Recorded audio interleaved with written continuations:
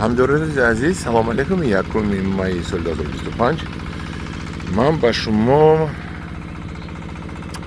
تاثیر من همین پورو است. تاثیر همین پورو رو با درخت نشون میدم. این درخت بادام است. درخت بادام 3 ساله. این بله 4 متر شده است.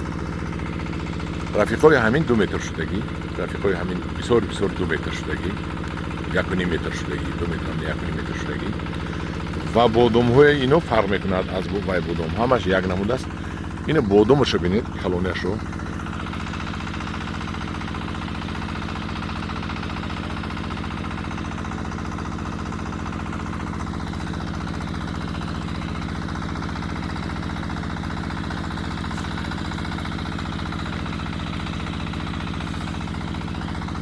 انا همین نتیجه تاثیر همین پورو هست که بیخش است و آب به همین پورو انا همینجا زهر زدگی همین استعمال میکند همین درخت. او میگن که شربت دید. کدوم شربتش همین شربتی پورو او. اینو بینید.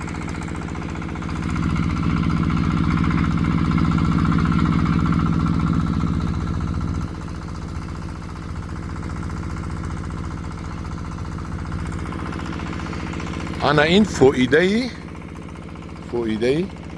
پورو در درخت چی فایده میکند اگر بگویم؟ انا همین که فایده میکند. انا این پورو شربتش اینجا میبیاد.